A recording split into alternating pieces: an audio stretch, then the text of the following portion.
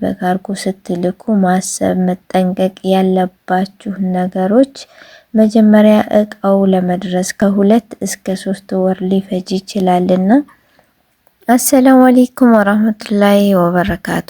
ሰላም ጤና ይስጥልኝ። ውድና የተከበራችሁ የሂጉ ዩቲዩብ ቤተሰቦች እንደምን አላችሁ? እኔ ያለው አልሐምዱሊላህ። ሁላችሁም በያላችሁበት ሰላማችሁ ብዝት ይበልልኝ እያልኩኝ እንኳን ወደ ሂጉ ዩቲዩብ ቻናል በሰላም መጣችሁ። ለቻናሌ አዲስ ከሆናችሁ ላይክ፣ ሰብስክራይብ እንዲሁም ደግሞ ለሌሎች እህቶች እንዲደርስ ሼር ማድረጋችሁን አትርሱ እያልኩኝ ቀጥታ ወደ ቪዲዮ እገባላችኋለሁ ማለት ነው።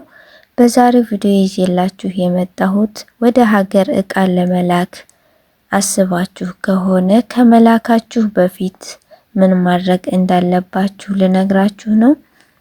ሁሉም ወደ ሀገር ቤት ለቤተሰቦቻችሁ ወይንም ለራሳችሁ የሚሆን እቃ ከመላካችሁ በፊት ማድረግ ያለባችሁ ነገራቶች ማለት ነው።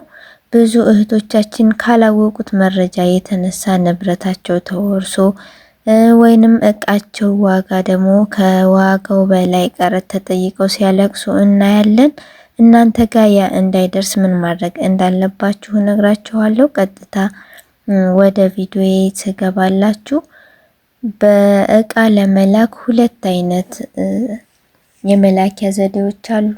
የመጀመሪያው ካርጎ ሲሆን ሁለተኛው ደግሞ በአውሮፕላን ነው ማለት ነው። በሻንጣ ወይንም ልትልኩት የምትችሉት እና እቃ ለመላክ እነዚህ ምርጫዎች ስትጠቀሙ በጣም መጠንቀቅ ያለባችሁ፣ መጀመሪያ በካርጎ መላክ የተለያየ ጥቅም አለው እና ከጥቅሙ መካከል የተለያዩ ትላልቅ እቃዎችን እንደ ፍሪጅ፣ ማጠቢያ ማሽን፣ ሶፋም ሊሆን ይችላል፣ አረቢያ መጅሊሶች፣ የተለያዩ ከባባድ አልባሳትም እንደ ብርድ ልብስም ሊሆኑ ይችላሉ። እነሱን በዛ ያለና ትላልቅ እቃዎችም ስለሆኑ እነሱን ለመላክ ይረዳል እና ዋጋው ደግሞ ከአውሮፕላን በጣም ይረክሳልና ማለት ነው። ጉዳቱን ስናየው ደግሞ በዚህ በካርጎ ስትልኩ ማሰብ መጠንቀቅ ያለባችሁ ነገሮች፣ መጀመሪያ እቃው ለመድረስ ከ2 እስከ 3 ወር ሊፈጅ ይችላልና በዛን ጊዜ ውስጥ እቃው ሊሰበር፣ ሊጠፋ ወይንም ደግሞ ሊሰረቅ የሚችልበት እድል ሰፊ ነው። እናም ደግሞ ከዛም በተጨማሪ ኢትዮጵያ ሲደርስ የሚጠየቀው የጉምሩክ ቀረጥ ዋጋ በጣም ከፍተኛ ከመሆኑ የተነሳ ብዙ እህቶቻችን እያለቀሱ ይገኛሉ ማለት ነው። ያንን እቃቸውን ጥለው እስከ መውጣት ድረስ ደርሰዋል። ምክንያቱም የሚጠየቁት ቀረጥ ከገዙበት ዋጋ በላይ ስለሆነ ያንን መክፈል ስለማይችሉ ያላቸው አማራጭ ጥለው መውጣት ነውና ይህንን ማሰብ አለባችሁ ማለት ነው ውድ ቤተሰብ።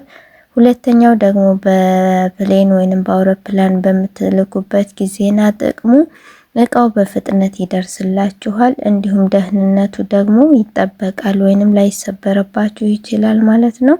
እናም ይህ ደግሞ በአውሮፕላን ስትልኩ ያለው ጉዳቱ የኪሎ ዋጋ በጣም ውድ ነው። እናም መላክ የምትችሉትም ኪሎ ደግሞ ውስን ብቻ ሊሆን ይችላል። እናም በካርጎ ከመላካችሁ በፊት ማወቅ ያለባችሁ ነገራቶች፣ መጀመሪያ አሁን ላይ የኤሌክትሮኒክስ እቃዎችን በምትልኩበት ጊዜና ኢትዮጵያ ውስጥ ቀረጣቸው በጣም ጨምሯል እና አንዳንድ ጊዜ እቃውን ከገዛችሁበት ዋጋ በላይ ቀረጥ ሊጠየቅ ስለሚችል እነዚህን ከመላካችሁ በፊት ማሰብ አለባችሁ። የጉምሩክ ዋጋውን ጠይቁ። ምክንያቱም ዋጋው የቀረጥ ዋጋው በየጊዜው ስለሚቀያየር እንደ ዶላር መጨመርና መቀነስ ሊለያይ ስለሚችል ማጣራት አለባችሁ ማለት ነው። እንዲሁም ሁለተኛው ደግሞ ታማኝ ድርጅት ምረጡ። በየመንገዱ እቃ እልካለሁ ስላሏችሁ ብቻ ማመን የለባችሁም። ህጋዊ መሆኑንና የታወቁ የካርጎ ድርጅቶች ብቻ መሆናቸውን አረጋግጡ። እንዲሁም ደረሰኝ ተቀበሉ እላችኋለሁ።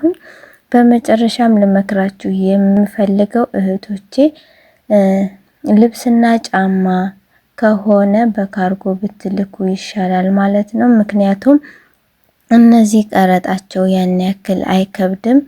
እናም ደግሞ እንደ ኤሌክትሮኒክስ እቃዎች ቀረጣቸው ስለማይከብድ በዛ ማድረጋችሁ ብትልኩ እንደ አውሮፕላን በምትልኩበት ኪሎ ያን ያክል ስላልሆነ በዛ ብትልኩ ችግር የለውም ማለት ነው። ስልክ፣ ላፕቶፖች፣ ጌጣጌጦች የመሳሰሉ ነገሮችን ደግሞ በካርጎ ከምትልኩ በሻንጣ ወይንም በልብሳችሁ ጋር አብራችሁ ይዛችሁ በአውሮፕላን ብትወስዱ የተሻለ ይሆናል።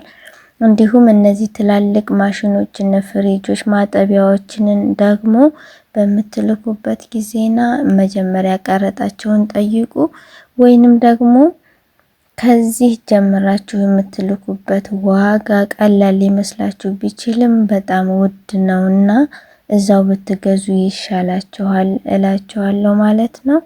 እናም ቤተሰቦች የለፋችሁበትን ንብረት መድረሻው ጥያቄ ውስጥ እንዳይገባባችሁ ቆም ብላችሁ አስባችሁ ስትልኩ በጣም ጥንቃቄ ማድረግ አለባችሁ።